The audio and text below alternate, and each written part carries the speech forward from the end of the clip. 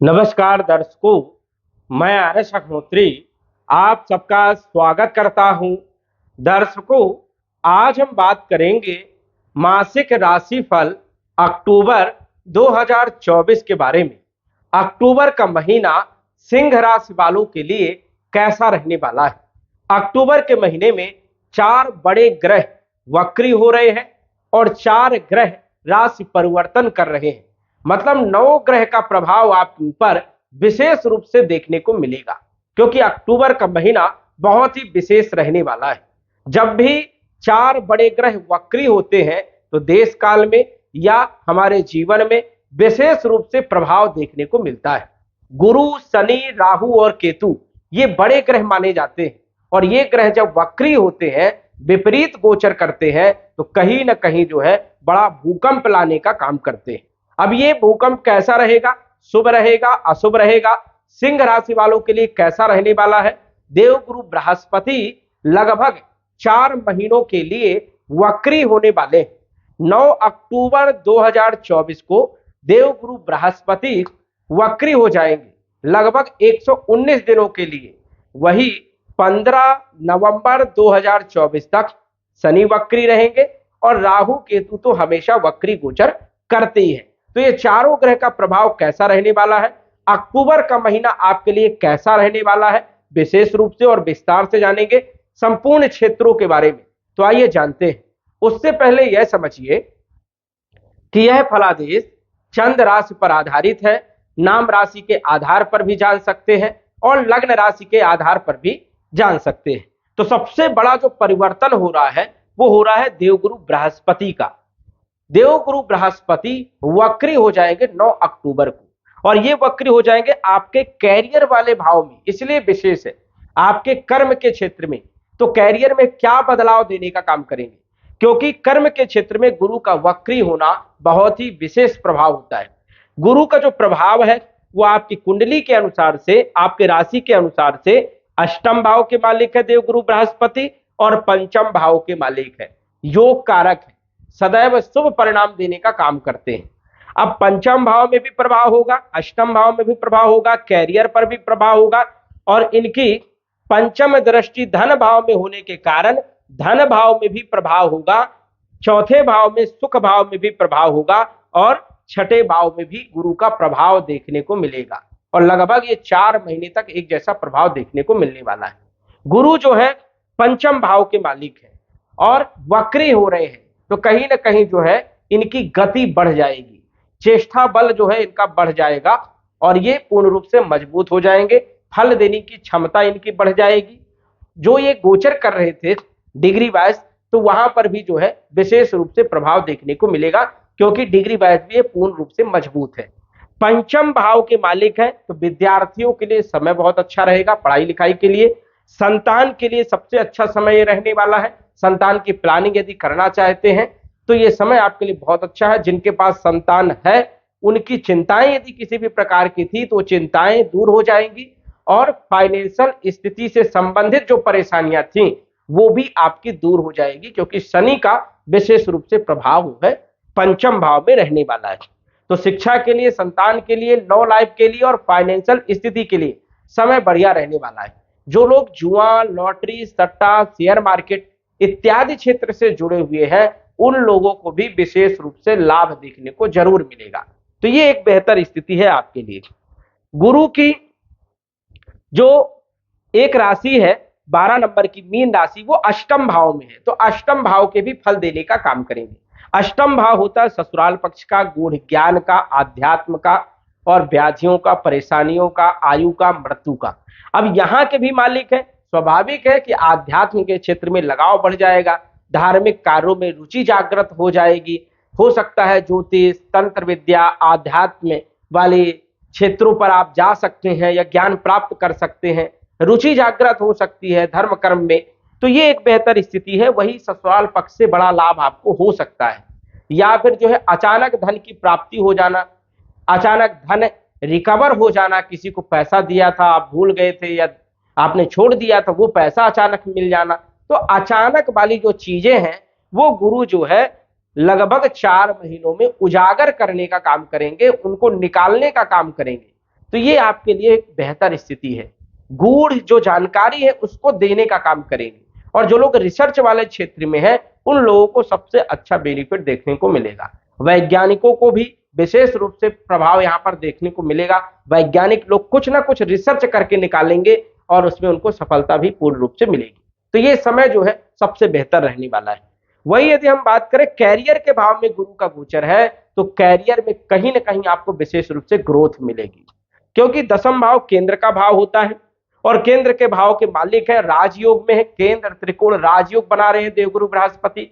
स्वाभाविक है कि राजयोग का आपको फल मिलने वाला है। जैसे कि यहां पर पद देने का काम करते हैं बृहस्पति, कोई पद मिल सकता है, या प्रमोशन आपको नौकरी में मिल सकता है, या व्यापार अच्छा ग्रोथ कर सकता है, नया व्यापार आप कर सकते हो। और देखा जाए तो यदि बैंक, फाइनेंस, इंश्योरेंस, मार्केटिंग या teaching professor, consultancy, adviser, management, वक्ता, प्रवक्ता, ज्ञान देने वाले क्षेत्र, मैन्युफैक्चरिंग वाले जितने भी क्षेत्र हैं सब गुरु के अंडर में है।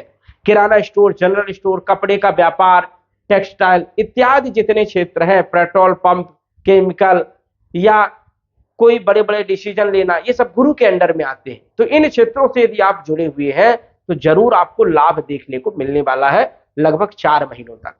गुरु दसम भाव में कैरियर के भाव में गोचर करने के कारण व्यापारिक स्थिति को मजबूत करेंगे और नौकरी में भी प्रमोशन या व्यापार में प्रमोशन या तो वृद्धि करने का काम करेंगे। पद मिल सकता है या सैलरी में वृद्धि हो सकती है, कुछ ना कुछ आपके कैरियर में ग्रोथ देखने को जरूर मिलेगी।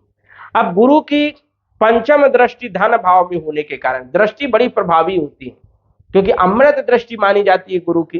धन भाव में गुरु की पंचम दृष्टि होने के कारण धन में बढ़ोतरी करने का काम करेंगे, आय में बढ़ोतरी करने का काम करेंगे, कुटुंब परिवार का सहयोग मिलेगा और कहीं ना कहीं धन के स्रोत पैदा होंगे। इनकी सप्तम दृष्टि चौथे भाव में होने के कारण भूमि, भवन, प्रॉपर्टी, मकान और वाहन से संबंधित आपको लाभ मिल सकता है। हो सकता है कि आप कोई वाहन खरीद ले, मकान फ्लैट खरीद ले, या कंस्ट्रक्शन का काम प्रारंभ कर दे, तो गुरु ये भी करवाने का काम करेगा। माता के स्वास्थ्य पर एक अच्छा प्रभाव डालने का काम करेगा। गुरु नवम दृष्टि से छठे भाव को देखेंगे। यदि कोई केस चल रहा था आपके ऊपर, हो सकता है वो समाप्त हो जाए, फैसला आपके पक्ष में आ जाए। लोन चल रहा था, बहुत परेशान थे, या लोन आपको मिल नहीं रहा था तो लोन आपको मिल सकता है, या लोन चुकाने के लिए परेशानियां हो रही थी तो राहत आपको मिलेगी, धन के स्रोत पैदा होंगे जिससे आप लोन आसानी से चुका सकते हैं। यदि नौकरी नहीं है आपके पास तो ये कंपटीशन का भाव भी है, कंपटीशन में सफलता मिलना, नई नौकरी का योग बनाना, तो ये सब सारे क्षेत्र जो है गुरु कहीं ना कहीं अच्छे में परिवर्तन करने का काम करेंगे। नौकरी के लिए सबसे अच्छा समय रहेगा। प्लानिंग कोई कर रहे हो तो अच्छा समय रहेगा। शत्रु आपको परेशान कर रहे थे तो शत्रुओं को जो है परास्त करने का काम करेंगे, शत्रु कुछ बिगाड़ नहीं पाएंगे। तो ये एक बेहतर स्थिति है। नवम दृष्टि छठे भाव में गुरु की होगी तो अच्छा प्रभाव रहेगा। डिग्री वाइज भी गुरु मजबूत है, इसलिए आपके ऊपर विशेष प्रभाव डालेंगे। और योग कारक भी है, लग्नेश के परम मित्र है, इसलिए गुरु का शुभ प्रभाव रहेगा। इसके बाद यदि हम बात करें शनि देव के बारे में, क्योंकि शनि 15 नवंबर तक वक्री रहने वाले हैं, और वक्री रहेंगे तो छठे भाव के भी फल देंगे। मतलब रोग, ऋण, शत्रुओं को समाप्त करेंगे, कोर्ट कचहरी वाले मामलों से निजात दिलाने का काम करेंगे, और कोई यदि नया काम करना चाहते हैं उसमें भी आपको सफलता देंगे। पार्टनरशिप आपकी बहुत अच्छी रहेगी। वैवाहिक जीवन में चल रही समस्याएं आपकी दूर होंगी। विवाह नहीं हो रहा था, रिश्ते नहीं आ रहे थे तो विवाह का योग बनेगा। दैनिक आय में वृद्धि करने का काम करेंगे, व्यापार को मजबूत करेंगे, क्योंकि शनि भी राजयोग में है, सत्स नामक राजयोग बना रहे हैं, और पंच महापुरुष में से एक राजयोग माना जाता है। कोई पद मिल सकता है, राजनीति में अच्छी पैठ हो सकती है, हो सकता है कि आप जो है कुछ ना कुछ नया काम कर सके और पार्टनरशिप में करें तो उसमें आपको सफलता मिले। मतलब प्लानिंग करवाने का काम भी सप्तम भाव में शनि करते हैं और पार्टनरशिप को मजबूत करते हैं, चाहे वो वैवाहिक जीवन वाली पार्टनरशिप हो और चाहे वो व्यापार वाली पार्टनरशिप हो, दोनों को मजबूत करेंगे, दैनिक आय में वृद्धि करने का काम करेंगे। और 15 नवंबर तक ये वक्री है तो ज्यादा प्रभावी है, क्योंकि ये तीव्र गति से जो है गोचर कर रहे हैं। डिग्री वाइज यदि देखा जाए तो 2 डिग्री 3 डिग्री जो है एक महीने में ये गोचर कर रहे हैं, तो कहीं ना कहीं फल देने की क्षमता भी जो है वो ज्यादा है। तो शनि के अच्छे प्रभाव देखने को मिल सकते हैं। वही यदि हम बात करें राहु के बारे में, जो कि अष्टम भाव में बैठे, राहु अष्टम भाव में जब बैठते हैं तो कहीं ना कहीं ज्योतिष में मन लगना, या फिर तंत्र विद्या में मन लगना, आध्यात्म से मन लग जाना, या रिसर्च करना, तर्क करने की शक्ति आ जाना, इन क्षेत्रों में राहु का एक अच्छा प्रभाव देखने को मिलता है।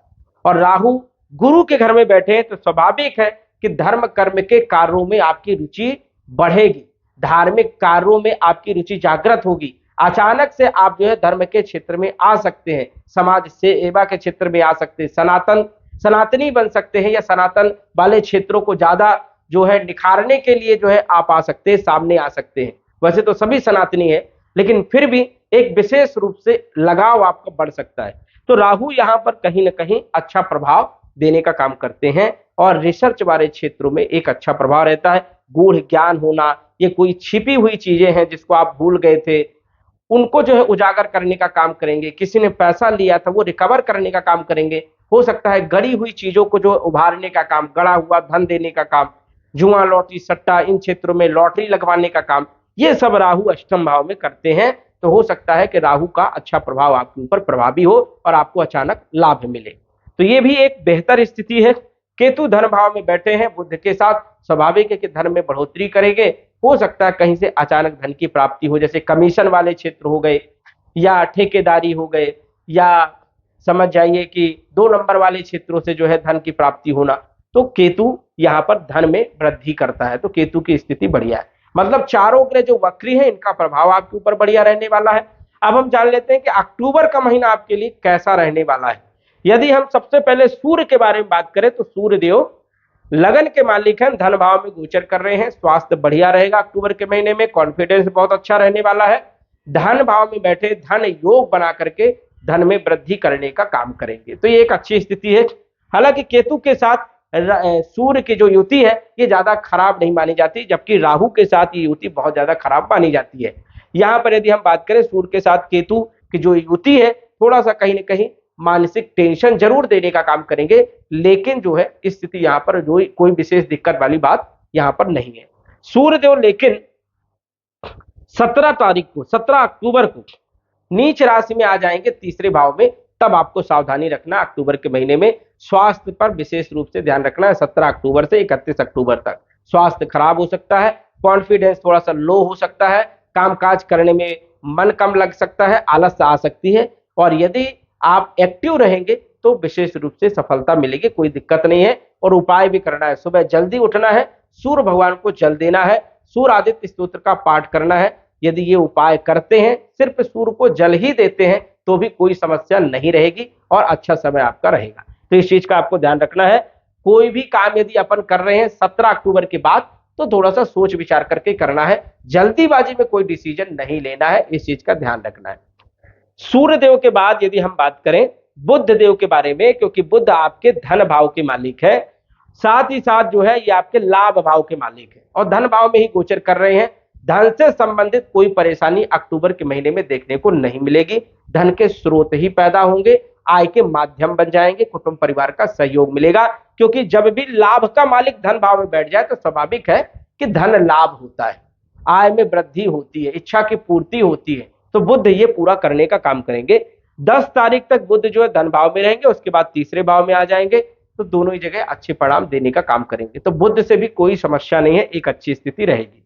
शुक्र के बारे में बात करें, तीसरे भाव के मालिक है शुक्र और कैरियर के मालिक है। ये बहुत ज्यादा प्रभावी रहने वाले हैं, क्योंकि ये कैरियर के मालिक है और अपने ही घर में गोचर कर रहे हैं। तो अक्टूबर के महीने में कैरियर में प्रमोशन देने का काम कर सकते हैं।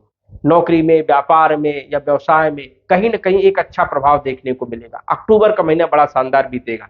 13 तारीख तक अपनी राशि में रहेंगे, उसके बाद आ जाएंगे चौथे भाव में, सुख भाव में आएंगे, सुखों में वृद्धि कर देंगे। हालांकि खर्चा भी करवाएंगे, लेकिन सुख देने का काम करेंगे। भूमि, भवन, प्रॉपर्टी, मकान, वाहन, यात्राएं, ये सब सुख देने का काम करेंगे और लग्जरीज लाइफ देने का काम करते हैं चौथे भाव में। कैरियर भाव को देखेंगे, कैरियर में चल रही परेशानियों को दूर करेंगे, नौकरी की एक अच्छी स्थिति बनाएंगे, व्यापारिक स्थिति को भी बढ़िया करेंगे।